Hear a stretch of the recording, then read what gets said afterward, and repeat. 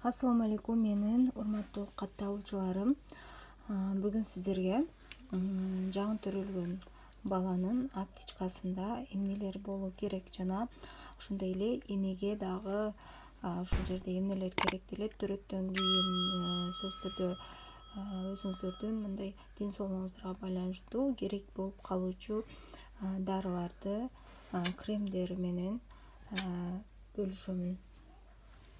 Эң биринчи достор, бизге присыпка көрсөтөйүн. Буну мен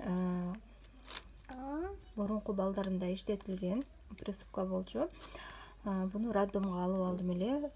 Роддомдо чынын айтсам иштеткен жокмун, бирок үйгө келгенден кийин иштеттим.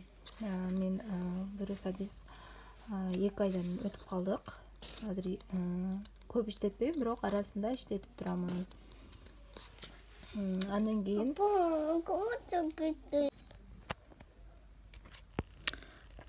достор, бул кремди мен подгузник сүйкөй турган крем экен, баланын көчүгүнө. Буну деле родзалда төрөттөн кийин иштеттим, төрөгөндөн кийин балага. Бирок көп иштеткен жокмун. Мына өзүңүздөр көрүп тургандай, андай эле көп иштетилген эмес. Ошол негизи бепантен алганыңыздар жакшы экен. Бепантенди жакшы иштеттим буну. Мына өзүңүздөр көрүп тургандай, азыр деле иштетип жатамын. Баланын үйгө келгенден кийин бир жери кызарып кетсе, мисалы колтогу, мойнулары кызарса деле мына ушул бепантенди сүйкөп коем, маз көчүгүнө дагы сүйкөп коем. Аябай жакшы жардам берет. Ошон үчүн бул кремге караганда акчаңыздарды жөн эле кетирбей, ушу бепантен эле алып койсоңуздар болот. Же кремин деле, бепантен мазды да кремди деле алып иштесеңиздер боло берет, аябай жакшы.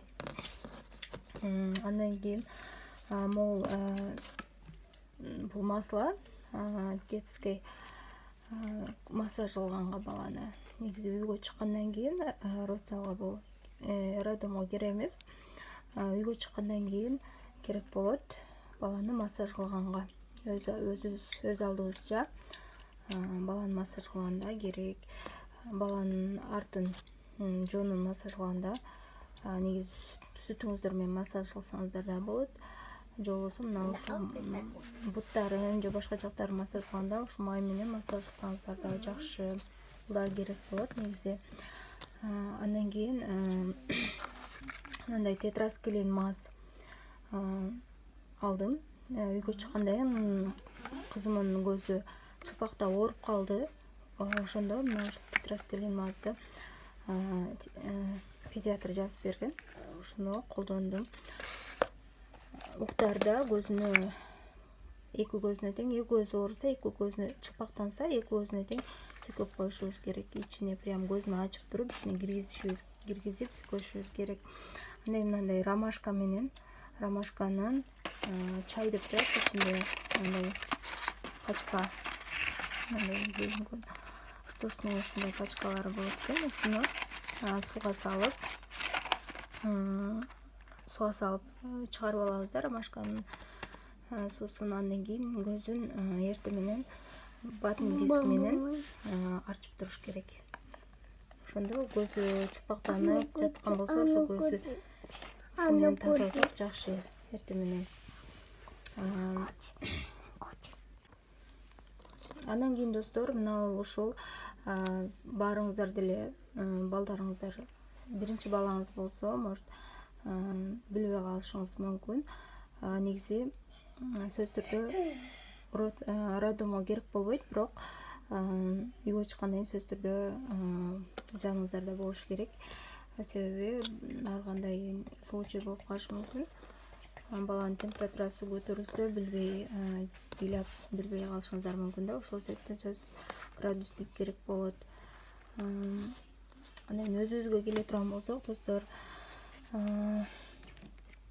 энеге мисалы төрөттөн кийин көпчүлүк энелерде иштери катып, 10 күн, 1 жумалап иштери чыкпай, туалетке бара албай чоң дааратка бара албай жүрүп калышат.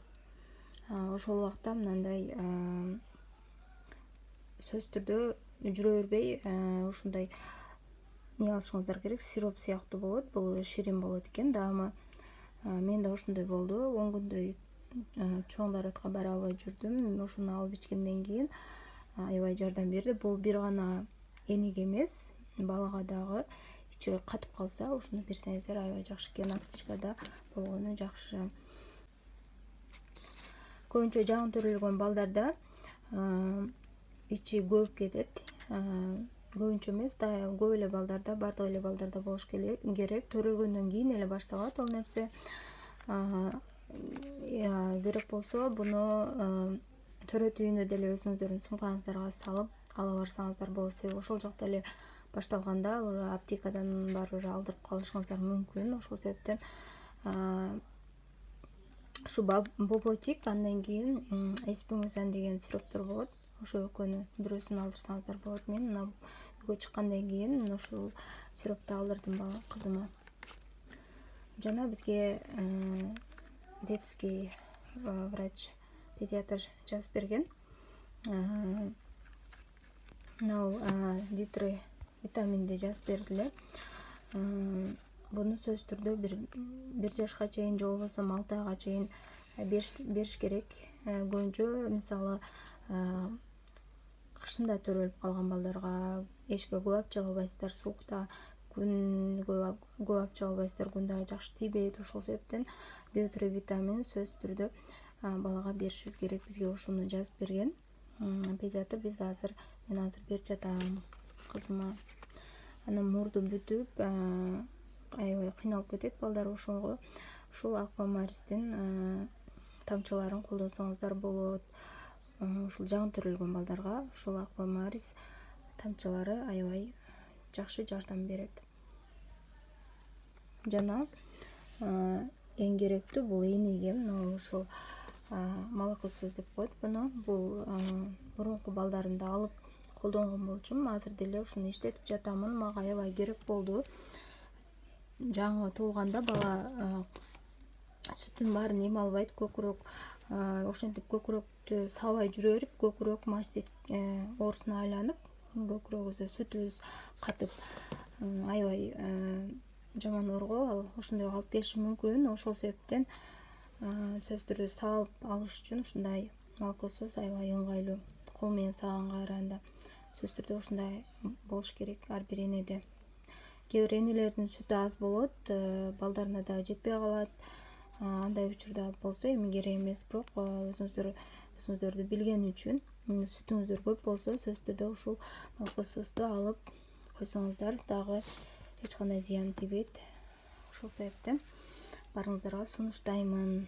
Мына ушул достор мага азыркы учурда төрөттөн кийин керек болгон дарылар, сироптор, кремдер, ушулар менен өзүмдүн тажрыйбамды бөлүштүм. Сиздер дагы комментарийге калтырсаңыздар болот, же суроолоруңуздар болсо дагы берсеңиздер болот, жазып койсоңуздар болот. Сөзсүз түрдө жооп беремин. Менин каналыма катталып, видео пайдалуу болсо, жаккан болсо лайк басып койсоңуздар болот. Барыңыздарга көргөнүңүздөр үчүн рахмат.